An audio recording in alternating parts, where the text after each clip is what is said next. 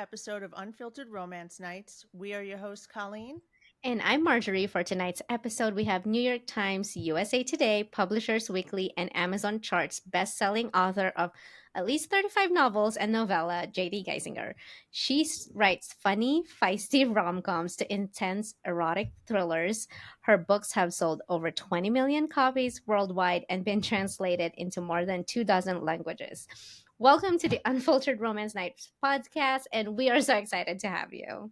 Thank you so much. I'm excited to talk to you, ladies. Um, First things first, congratulations on your newest release, Beg for Me. Thank you. That was a fun one. I've never done an age gap romance before where the woman is older, so Yeah, I am around that age, and I was so relatable. So thank you. Yeah. So before we deep dive with your books and publishing career, we can have a few icebreaker questions. Okay, sure. So way back when, what made you decide to become a writer? Well, I've always been a huge reader, and my whole family, I grew up in a family of readers. So books were always a part of my life from the time I was a little girl. But I was a big Twilight fan when that series came out. And I read an interview with Stephanie Meyer, the author of the series, that where she said she didn't go to school to be a writer and she didn't have any experience as a writer. She was a stay-at-home mom raising her kids. And she just basically woke up one morning from a dream that she had about this vampire and this girl. And she decided, I'm going to write this book. And, she ended up selling like 150 million copies of it or something like that. And I was like, well, if she can do it, I can do it. So, yeah, so I just, I decided to, and it kind of coincided with a big birthday. So I was like, it's time to get off my butt and try and chase this dream of writing a novel. So I did. And so I wrote it. And back then, Kindle, the whole KDP, Kindle and indie publishing thing was not a thing. I think that I think they launched like in 2011 or something. So I got a agent and she tried to find some publishers. And then right around that time, Amazon started to launch Kindle, and she came to me and she was like, we have a publisher, because Amazon has like 6 or 7 or 8 different publishing imprints. Oh. Mm-hmm. Yeah, and Montlake Romance was one of them, and they were looking, for content for the Amazon bookstore. She was like, "Do you want to submit to them?" I said, "Yeah." So we did, and we got a 6-book deal for them, and so so that's how I started, and I just never stopped from there. I've been writing like 2 or 3 books a year every year since then. That's great. That's awesome. Yeah, I think back. I only got a Kindle not that long ago, maybe like 4 years ago, because I'm old school. I want the paper. I want to smell the book. I want to touch it. But yeah, I didn't realize it went back that far. Kindle. Yeah, it hasn't been out too long, but I mean, it's just one of those things that you get so used to having that you don't remember when you didn't have it. So like your cell phone. But yeah, like think about it. It's like the very first e-reader I had was the Nook from Barnes and Noble, and that was like 2011, so like around that time. But I never thought about like the Kindle or anything like that. I've always been on Barnes and Noble. I only found out about Kindle about like Book Talk in 2022. So yeah. Prior to becoming an author, did you have any other career? Oh, did I? Yes. So my husband and I, when we got married, at the time I was a headhunter, and I had a temporary employment agency that I owned, and I married into the flower business. He was a florist, and so we opened up a flower shop together because we thought that would be a good idea. And I mean, it was great. It was, we worked together for 10 years in the flower shop. So, I've basically owned my own businesses since I got out of college. But, and I think a lot of that has helped me being a writer, and especially as an indie author. There's so many hats that you have to wear as far as, marketing and invoicing and all this other stuff that you have to do in addition to the creative stuff. So yeah, I was always a a business gal before I got into writing, which is kind of my, what I always wanted to do. But the flower shop was fun, but it's a lot of labor, like physical labor. Oh yeah, I would Yeah. I can imagine. imagine. Yeah. Hmm. Now, when you do find the time for yourself, do you have any hobbies?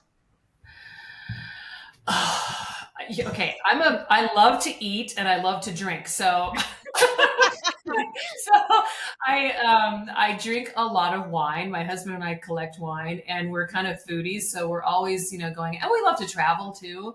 And I just, this sounds so, oh God, it sounds like I'm such a retiree, but it's like I took up golf recently, so now I'm golfing, which is the most humiliating sport that you can try and learn because it's so difficult. But yeah, and other than that, no.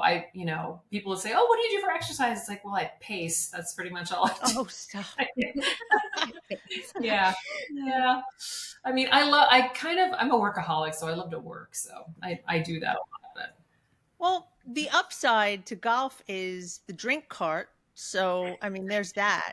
the drink cart is kind of fun. It's just, it's an exercise in letting go of your ego because it's actually a really stupid game and it's so hard, but it becomes addictive because you're trying to master it. But it's like, yeah. Anyway, when I retire and move to Florida, I'll be all set. But yeah. Okay, so I know you said you're a big reader as well. Do you have like favorite authors, like go-to authors when you actually have time to read? Not really. I mean, I used to. I actually don't read a lot of romance because I don't want whatever I'm reading to sort of interfere with what I'm writing. And also, I think as an author in your own genre, you can just become too particular, nitpicky. Like when you're reading somebody else's writing, you're like, maybe I wouldn't have phrased it that way. So it becomes less of an enjoyable reading experience when I read in the romance genre. So I tend to read a lot of like thrillers and mysteries where somebody's dead at the beginning and then you have to figure out what happened. And I also really like books where everyone is either dead at the end or it's super traumatic. I don't know why. I don't love a happy ending. Yeah, I want everybody to die. So I have a tendency to do that. But right now I'm reading a book called The Wedding People, and it's really, really good. It's one of those, chart topper books, and it's kind of funny. So it's not. I hope nobody's dead at the end, but yeah, I read a lot of different stuff. Whatever's there, I'll read it. Yeah. Is that how Pen Pal came about? Sorry for anybody that gets spoiler. Pen Pal, I actually saw the photograph, the cover model, the guy who's on the cover, when I was buying a cover for the Queens and Monsters series when it was originally indie. I had they were all photographs from a photographer that I bought. And I saw that particular model and I'm like, oh wow, that guy is, really handsome. And he has a certain look. And so he was on, I think, book 3 in the Queens and Monsters series. And I bought another picture of him, which ended up being the cover of Pen Pal, not knowing what I was going to do with it. And then as I was writing Savage Hearts, the character gets kidnapped by a Russian mafia guy, and he takes her to his cabin in the wilderness, and she's a book editor. So she starts writing a book about a woman who doesn't know that she's dead. And that's where the idea came from. And so I'm like, oh, this is so good. So then I put the cover and then I just started writing it after I finished the Queens and Monsters series. So. I was going to ask that question. I had that on here because I saw that little nugget. So that came out, I guess that sparked the whole story was while you were writing that book. Okay. Yeah. I just, when I'm like, oh, it's because it's sometimes hard to describe to people in 1 or 2 sentences what your book is about. But with Pen Pal, I mean, it's a total spoiler, but it's like, yeah, it's about a woman who doesn't know she's dead. And I just thought that was such a compelling idea that I really wanted to write the book. So usually I have no idea how the book ends when I start to write something. I just go along and see what the characters do. But that one, I had to know the ending so that I could, leave all these breadcrumbs along the way for the reader. So it would make sense at the end with the big reveal. Well, I'm going to ask this question now then, since we're talking about it. Now, I'm just curious where your head was at. Was it your intention? Because this book has a lot of controversy on whether it's a happily ever after or not. To me, it is. Yes, they're dead, but They're together they're forever. together, right? And then, so what was your intention to make a happily ever after or not, or just leave it open to interpretation? You know, it's so funny because I think for people who don't write books for a living, they have an idea that it's much more structured than it is. And to me, it's just like I'm going along and I'm listening to the characters and I'm kind of learning what they want me to do. And when I got to the end of the book, I mean, I knew it. I knew they were both going to end up dead. But to me, it is a happily ever after because they're together. They found each other. He waited for her in the afterlife and they found each other. And so a lot of people found that deeply romantic. And then there was the other people who would send me hate mail. Like, how could you do this to me? You know, so it's very, I mean, it is controversial because of the ending, and it's very open to each reader's opinion. And that's I think that's one of the great things about like book talk and these spaces where readers can talk about it because they get really passionate about the books that they love and the books that they hate. And from an author's perspective, it's, you know, I try and distance myself from it because I don't want it to influence my writing because all that noise can get into your head when you go into the next book. But B, I think, you know, people are entitled to their opinions. So it certainly didn't help or hurt the sales of the book that people were Yeah. really upset, you know, one way or they loved it the other way. So I thought it was all an interesting experiment. But. I Yeah. I think it was at HEA because it's like they still ended up together. Yes, it's not. It was very unconventional, but I think, Yes, but they still ended up together. And I think it's like if you're reading it, and for me, I think Colleen and I talked about it because we buddy read it at the same time, and I'm a very horror thriller movie girl, so I was like, I had an inkling. I was like, I have a feeling that they're like one of them or both yeah, of them are just yeah, dead, especially with um the lady that helps in the the house kind of housekeeper, thing. I was yeah, like, yeah, the yeah, housekeeper, and I was just like, and we kept like texting back and forth. It's like, no, like there's just, like, and I said like, I think I have a feeling where this is going. So like, I wasn't like super upset because I was like, as long as they ended up together, I'm happy with that. Like yeah. somewhere. Yeah, I struggle with the urge to kill everybody off at the end. I do it with almost every book. It's like I want someone to die. I don't know why. I should just be a thriller writer.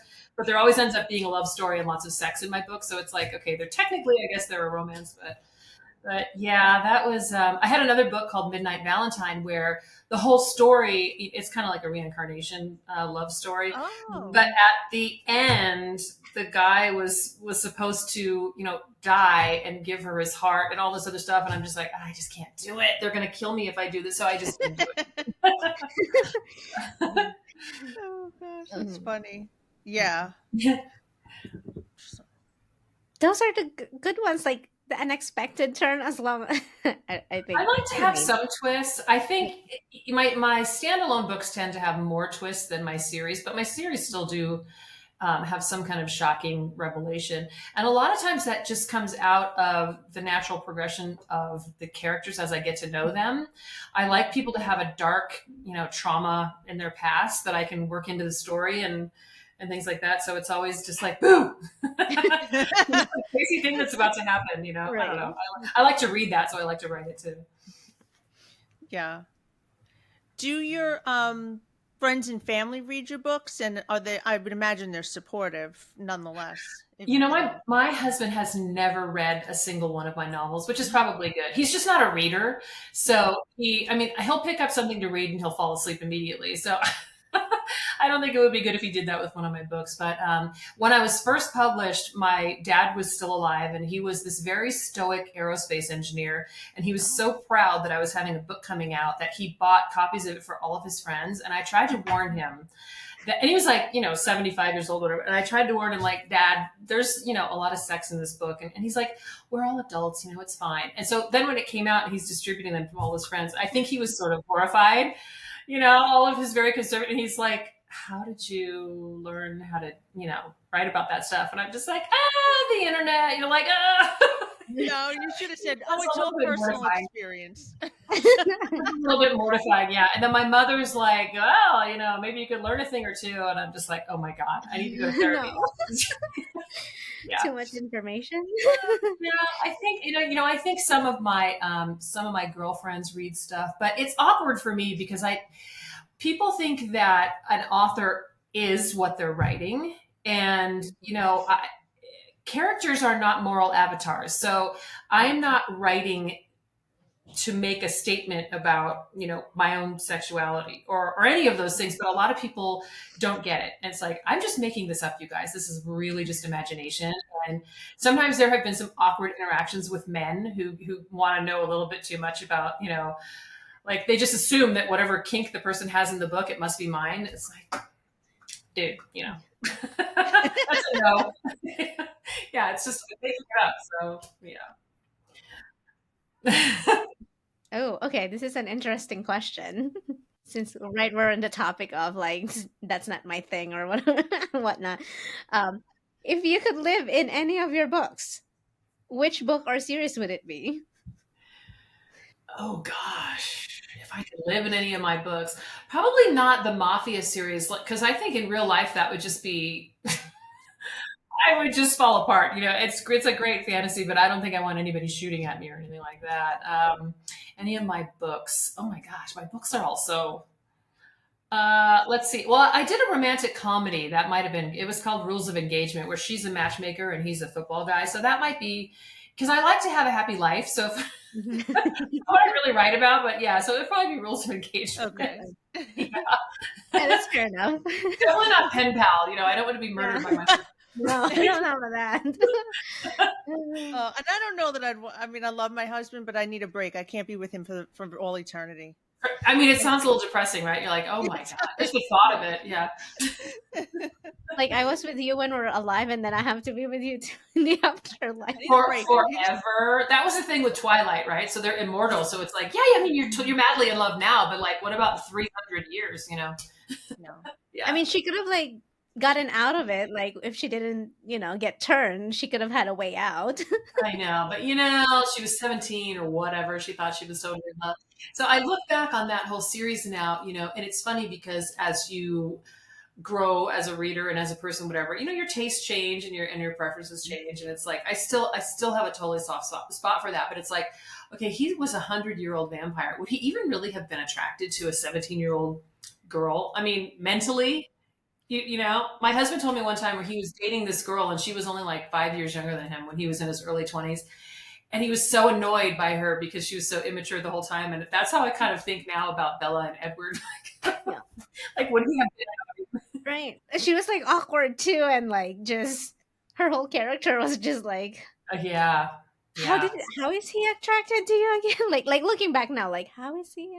Okay, but whatever. Well, her smell. I mean, he left her smell. He couldn't read her mind. Remember, Right, I think that too. Yeah, he was so intrigued because he couldn't get inside of her head, which is probably a good thing. They never would have got together, right? No, that's true too. Like, yeah, because he can. Yeah, all the things that she thinks like. Yeah, it would have lasted for 10 minutes. He would have been like, okay, bye. Yeah, this book is over.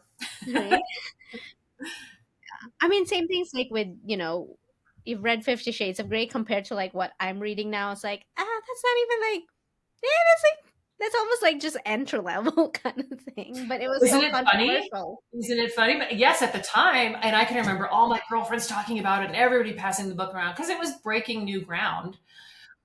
And thank God for that, for just for women to be able to be like, okay, I think I might be into this. And then this whole new genre of everything came out. And now we're all talking about all different kinds of stuff, which is healthy, I think. So, yeah.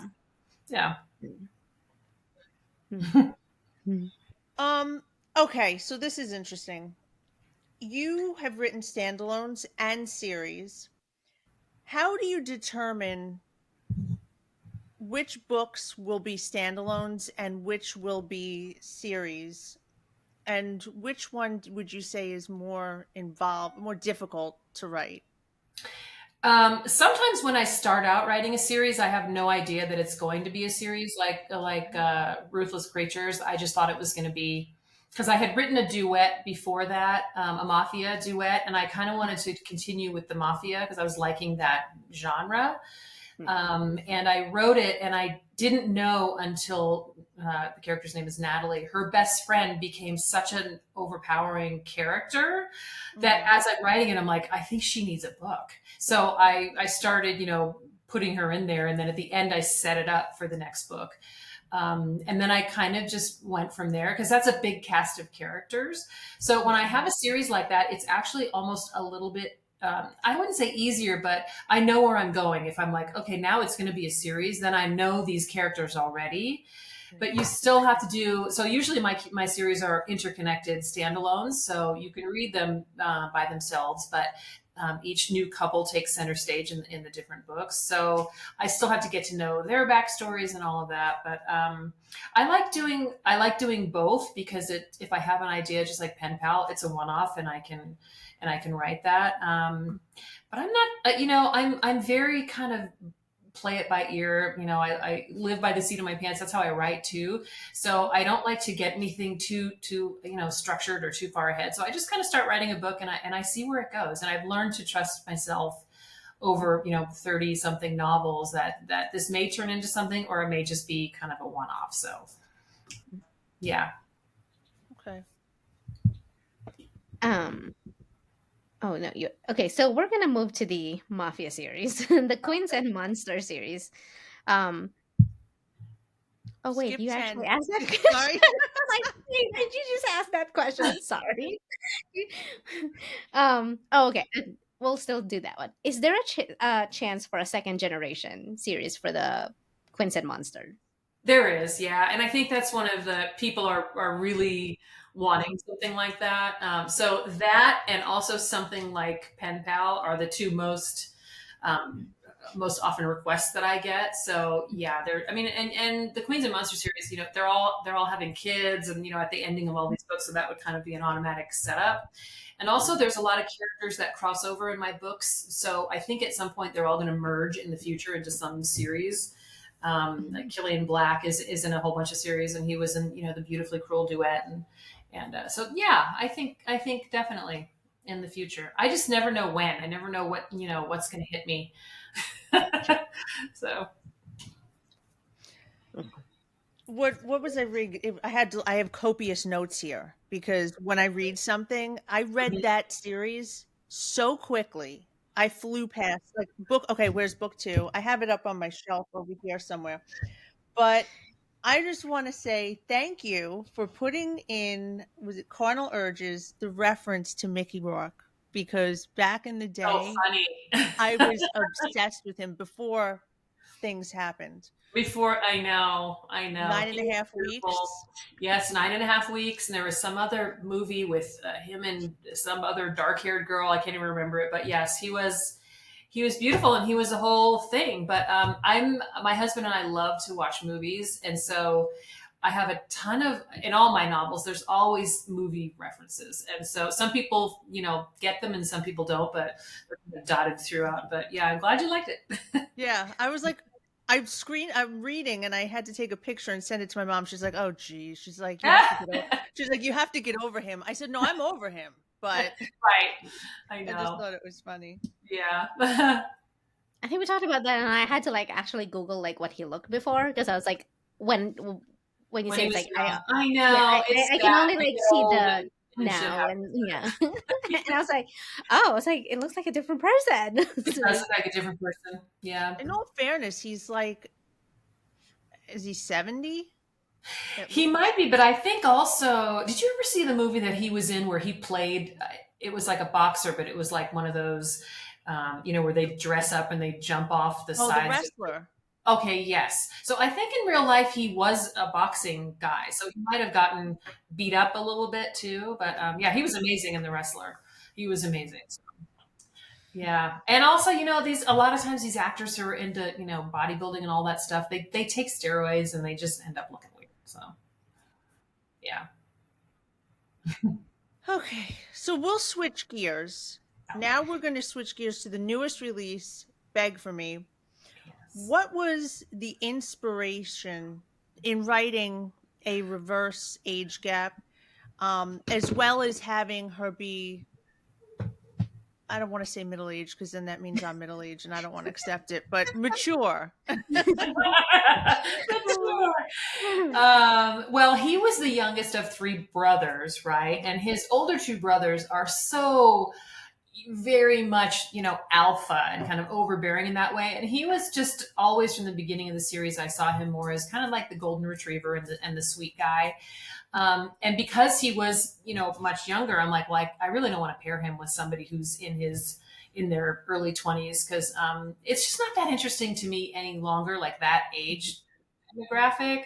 I like having heroines, especially who have more life experience, and I like pairing them with someone who's kind of an opposite. I like the opposites attract, and so I thought that he would be great with it with an older woman, and so I wanted to give her some real life problems too. She's got a jerk of an ex. She's got this, kind of kooky old mother, and she's got a 14-year-old daughter. So there's all these sort of life problems that come into that they had to navigate a little bit that I thought would be interesting to do. So yeah, that's why.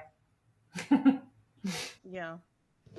Yeah, we don't really Yeah. see a lot of those kind of No, episodes. it's kind of a micro trope, or I mean, there's not a lot of it out there, but I think that it's good. I think it's fun, to read that kind of stuff. And sometimes I just do something because I'm just tired of writing. It's like, okay, I've written these 10 overbearing characters in a row, and I want to play with something different, So yeah, that was him. Kind of like give you a break in between of characters. Because if I get bored, the readers are going to get bored, and so I try and just keep it new and fresh and keep doing something different. So yeah. Yeah. Well, definitely worked. I mean, I could have made it much more angsty also, and I just didn't want to go down that road. I wanted it to be a little more light because this series isn't as dark as some of my other series, so I didn't want to make it dark all of a sudden. But believe me, there was moments where I'm like, ooh. Well, his backstory is a little dark and traumatic, but it didn't really make too much of a difference in the story as far as what was happening with them. But yeah, it's like, oh, do we kill the dog? Do we kill the neighbor? Like, who do we? I have to stop myself. Who are we killing today? Who can we really traumatize? That's funny. Like, who are we killing without really angering a lot of readers? No. Right? They're gonna get mad one way or another, so I'm just like, I'm just gonna do whatever I want. So now that all the brothers have a story, is the Morally Gray series complete? It is. It's complete at 3 books, and they may, because their backstories, especially the first 2 books, they're involved with this international group called the 13. That may end up being a series in the future that is with these 3 brothers plus all the mafia guys from Queens and Monsters and from the Beautifully Cruel Duet and from the Dangerous Game series, which was, back in 2015 or something. So I've got all these cast of characters that will probably come into play in the future. That's right. I forgot about the 13 for a second. Yeah. Okay. So we will revisit some of those characters. Yeah. We'll see them eventually. Yeah. When I announce, whatever the new series is going to be, I'll be like, okay, you have to read this. Here's some highlights. Yeah. You know what? Since you love to watch movies, I think we'll get a good answer for this one. This is Marjorie's favorite question. You know what, Marjorie? Why don't you go ahead and ask it since it's your favorite? So, if Beg for Me were to become a movie, who would you have star as Carter and Sophia? It's so funny because I never do like fan casting so I don't do mood boards where it's like a guy. No? Okay. Never, ever. But so Carter is what? He's 29, so he's younger. I don't know. You tell me who would be like the hot, because he's kind of blonde.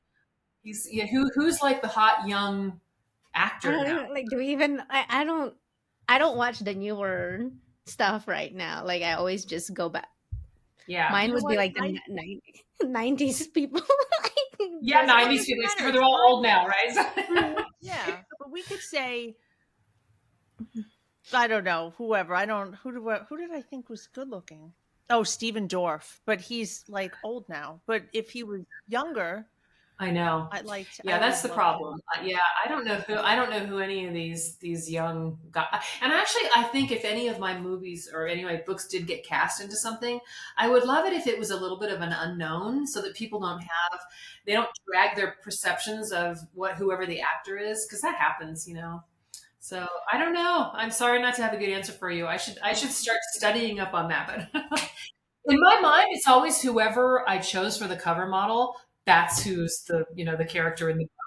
Isn't So he an actor anyway? is he Chad? Oh, well, I know he's definitely a model. I mean, you should see this guy's Instagram page. You'll never get off the internet. Yeah. I would love it, and I'm going to put it out into the universe if Pen Pal became a movie, Yes. because I think that that would be received really well. Yeah. Well, that I mean, that would be fingers crossed, knock wood. That would be great. I think it would be interesting to see someone bring that to life. And depending upon a lot of it would depend upon, okay, is it going to be like streaming on Netflix? Because then or is it, because there's a lot of sex in that book, right, where they're chasing each other through the woods and whatever. So if it was a regular movie, they might have to tone that down. Oh yeah, no, we can't tone it No, you down. So we wouldn't. have to actually we have to be either Netflix or 365 Hulu. wasn't toned. That was Well, it's not on toned. Netflix though. It's on Netflix, so Yeah, it so has to be like Netflix would probably be better. Yeah, yeah, yeah. So okay, yeah, we have to get that petition going. I like that idea. Yeah. yes. We'll put it out there. Netflix will pick it up. Maybe Netflix will do something like what Amazon's doing with like all the Right. book That would be deals that they're great. coming. It's like That then would be Netflix great. will pick it up. Pen pal My would be next good. my next release in November too, I think has a lot of cinematic potential because there's a lot of stuff going on there that visually, when I visualize it, it would be an amazing looking movie. Yeah, So yeah, when that comes out and you guys read it, you can tell me what you think. But I will. we will. I saw the book cover. I think I sent it to you. I think Colleen. I was like, look. I was like, more books to collect. I know. I know. Right. yeah, too many to read. I Yeah, know. I think my TBR is gonna outlive me. I'm just gonna say that. Like, yeah, Well, my daughter said, when you die, I'm going to have your books. Well, she's only 12. I said, well, you have time before I'm going to let you We're touch them. planning a little ahead, sweetheart. Yeah. Yeah.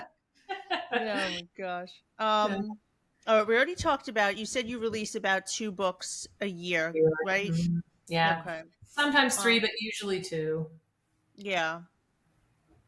Now, if we think about it, out of all the books you've written, does one stand out as being the most difficult to have written? Like whether it had pulled at your heartstrings or it was just difficult to get to paper?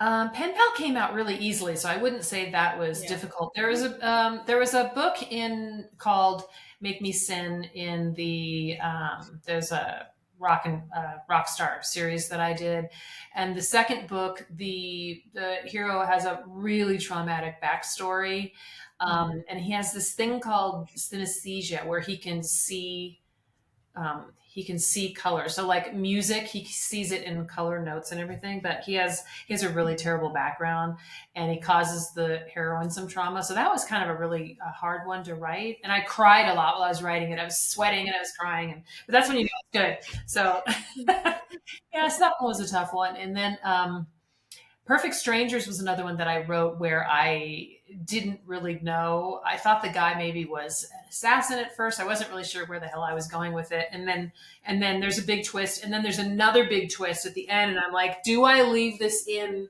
Because that was at the very beginning. I think that came out in 2019, where I was really starting to stretch my boundaries and be like, do I Mhm. leave this in, or is this too crazy? And I'm like, oh screw it, I'm just going to leave it in and see what people think. And that was another one where people either loved it or hated it. They kind of lost their minds on the endings.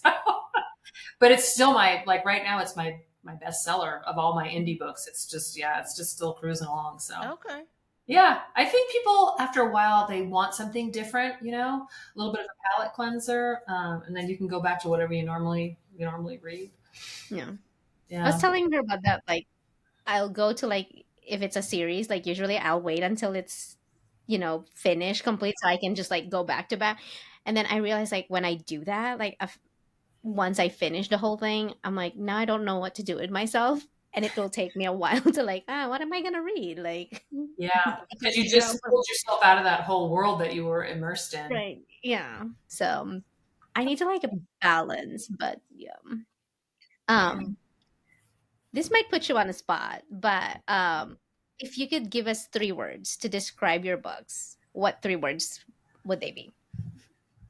Um, well, there's always humor, no matter how dark it is. There's always some humor in there.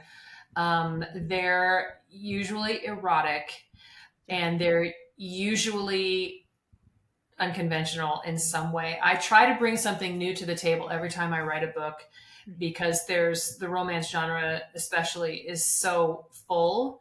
So I try to have, unique novels that have a lot of really good, well written, at least I try, well written erotic scenes.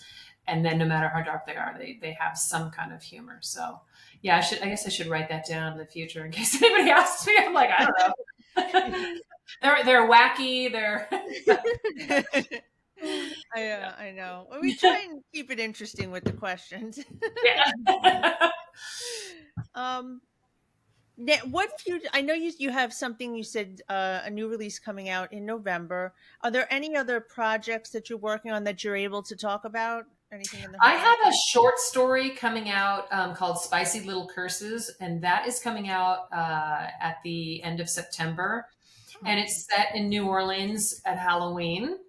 And it's about a tattoo artist. The hero is a tattoo artist he's cursed. His family is cursed, and his tattoos are living. So it's a short story, and it's in a collection of other short stories. But yeah, I have that coming out. Spicy Little Curses, and then Blackthorn will come out in November. And then I'm playing around with the idea of a sequel for Pen Pal. Oh, okay. Oh, Yeah, okay. because I had this idea and I was like, oh God, can I pull it off though? Is the question, I right? wonder, is it the hippie? The No, no. yeah, I know. And then I have another idea for a really traumatic, kind of a mind bender, another standalone book too. So I've got a bunch of things cooking, and it just depends on what grabs me, and then I'll go in that direction. Yeah. I mean, if it's a sequel with pen pal, at least we have like an idea where it's gonna go, or Do you? or, or not No. really, I like, don't think you will. Yeah. or at That's the least whole have thing about like it. I'm like, God, do I traumatize these poor readers again, or do I just leave it alone? We'll or see. at least we know that we're gonna be traumatized while we're reading. Uh,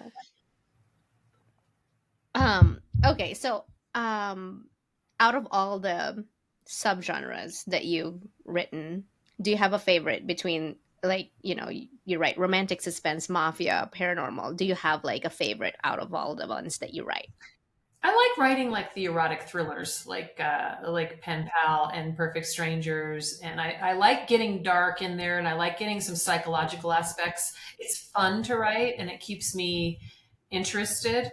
And I always like a good enemies to lovers too, as far as like the tropes goes. I find there's a lot of juicy stuff you can do with enemies to lovers, so probably those two. I don't think I will ever go back to romantic comedy, like Mm. straight romantic comedy that I did like in Rules of Engagement. Even though it's a lot of fun to write, I just am gravitating now more towards darker stories, and they'll always have some kind of levity in it. But yeah, Okay.